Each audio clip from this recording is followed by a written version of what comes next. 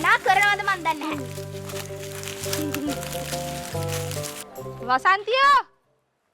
වසන්තිය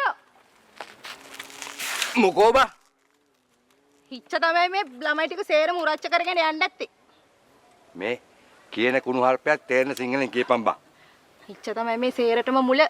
පිට මේ ළමෙක් හදාගන්න විදියක් නැහැ. යනවා කලියත්තෝගේ කරේ නගින්න. අතාගේ කරේ නගින්න මේ අපේ මේ ගමේ ළමයි ටික සේරම කැලේ අරන් ගිහින්. අද ඔකට මම දැන් මොකද්ද වෙලා තියෙන්නේ? වෙලා තියෙන්නේද? නෝනාගේ අලි දානෙට අලින්ට ආරාධනා කරන්න ළමයින් ටික අලිගේ ගෙවල් හොයන්න ගිහින්. මේ මම ඔවට අවුල්කාරයෙක් කරගන්න එපා. ඔයගොල්ලෝ වී මිටි පිටින් ගිහලා අලින්ට දන් දීලා අලින්ට දියුණා. ගහට ගෙඩියක් නැතුව මිනිස්සු මේ හිඟමනේ යනවා. මුන් යනවා අලින්ට වීගෝනි ගණන් ගිල්ලන්න. ඕනා මං කියලා තියෙනවා මේ පැත්ත පලාතේ එන්න එපා කියලා. මාත් දැන් මේ ගමේ කෙනෙක්.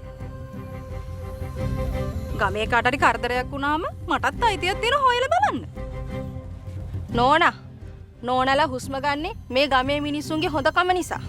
අනේ පින් සිද්ධ වෙයි නෝනා. මෙහෙ යන්න.